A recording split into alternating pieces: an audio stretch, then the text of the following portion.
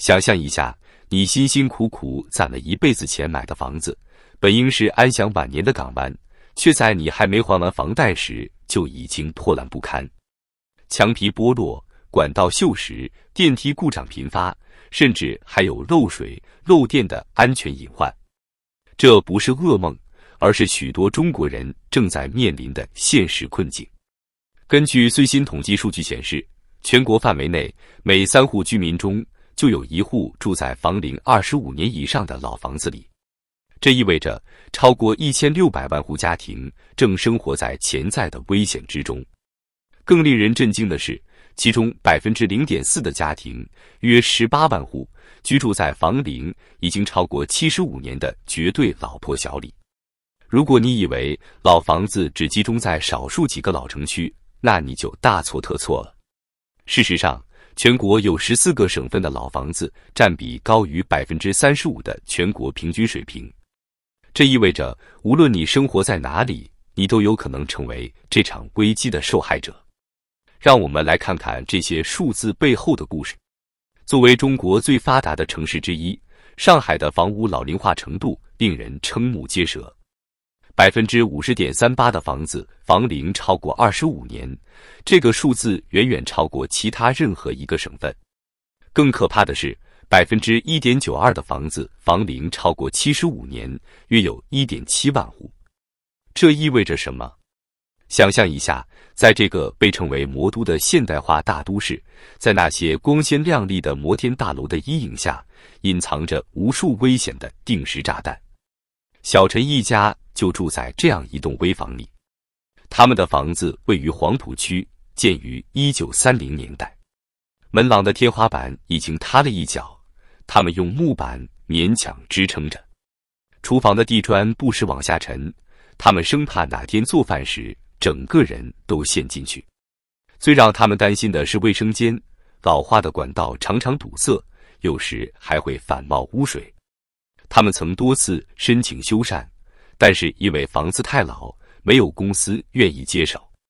小陈苦笑着说，我们每天睡觉都要祈祷，希望明天醒来时房子还在。这样的生活哪里还有半点现代化大都市的影子？在杨浦区曾经引以为豪的工人新村，如今也已破败不堪。退休工人刘大爷告诉我们，他们小区60岁以上老人占比高达 48%。这些曾为国家建设挥洒汗水的工人们，如今却要在摇摇欲坠的房子里度过晚年。电梯经常罢工，老人们只能拄着拐杖，气喘吁吁地爬楼梯。有些人干脆足不出户，生怕在楼梯上摔倒。这就是上海，这就是中国最发达城市的真实写照。在繁华的表象之下，隐藏着多少无奈和心酸。如果说上海的情况让人心惊，那么北方省份的状况则更是令人担忧。东三省、天津、河北等地的老房子比例普遍高于全国平均水平。这些曾经的工业重镇，如今却成了危房集中营。辽宁、天津等北方省份老房子占比高达 40% 至 50%。在沈阳，赵师傅家住在铁西区，他们那栋楼已经有55年的历史了。冬天，房间里时常能看到自己呼出的白气，墙体保温早已失效，卧室和厨房之间的墙上甚至长出了冰凌。他苦笑着说，我们这些老房子，冬天是冰窖，夏天是蒸笼。哈尔滨的情况也好不到哪里去。老城区的道里、南港一带，随处可见年久失修的老房子。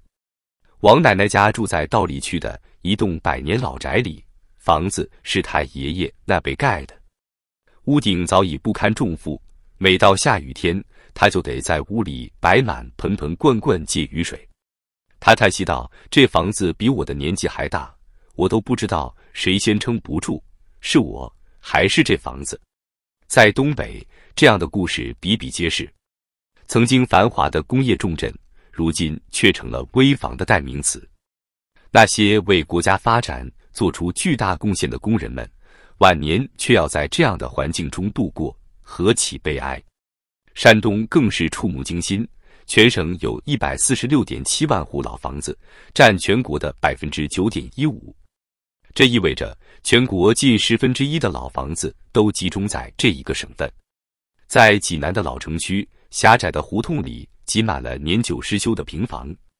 每到雨季，居民们就忙着往房顶上爬，铺塑料布，补漏洞，生怕一场大雨就把房子冲垮了。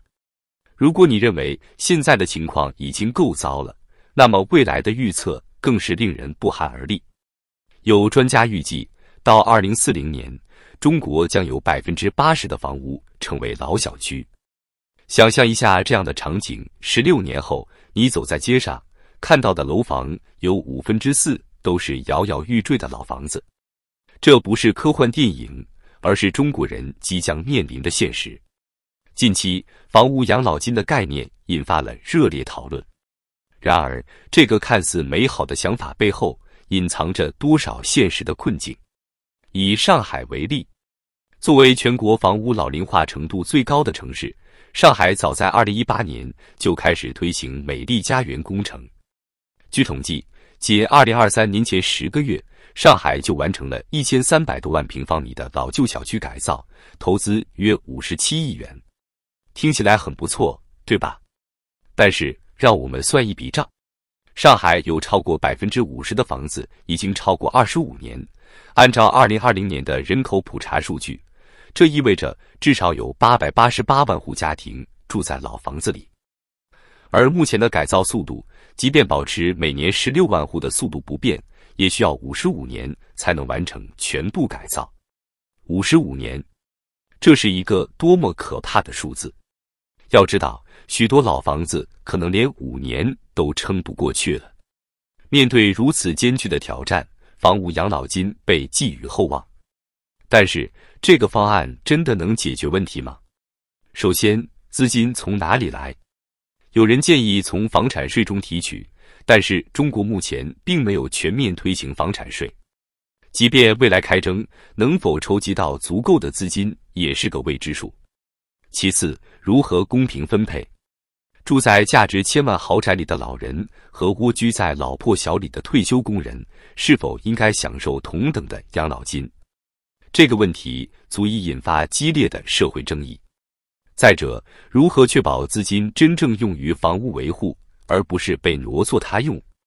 在一个信任度并不高的社会环境中，这个问题尤为关键。住在北京老胡同里的李大爷对此忧心忡忡，我们这些老房子修起来可能比盖新的还贵，就算有了养老金，够干什么的？再说了，谁来管这笔钱？我们这些老年人哪有精力去折腾这些？即便有了资金，老房子的改造也并非易事。许多老房子由于年代久远，缺乏完整的建筑图纸，改造难度倍增。在天津，一个建于1950年代的老小区改造项目就遇到了重重阻碍。负责改造的张工程师表示，地下管网错综复杂，我们得一点一点摸索。有时挖开一处，发现情况和预想的完全不同，只能推倒重来。更糟糕的是，一些老房子的结构已经不符合现代建筑标准，改造可能带来新的安全隐患。家住沈阳的王大爷就遇到了这样的困境，听说要加装电梯，我们当然高兴。可是工程师来看了，说我们这楼承重不够，加装电梯可能导致整栋楼倒塌。这可怎么办？房屋老龄化的问题远不只是住房本身，它牵涉到城市规划、社会福利、环境保护等多个方面。专家预测，到2035年，中国60岁以上老年人口将达到 4.5 亿，占总人口的 30% 以上。这意味着，中国不仅要应对房屋老龄化，还要同时应对人口老龄化的双重挑战。如果不能及时解决房屋老龄化问题，后果将不堪设想。大量老年人可能被迫生活在危险的环境中，社会矛盾可能激化，城市发展可能陷入停滞。住在广州的李教授对此忧心忡忡，我们现在面临的不仅仅是住房问题，而是整个社会结构的转型。如果处理不好，可能引发一系列社会问题。房屋老龄化的问题就像一面镜子，照出了中国快速发展背后的种种隐患。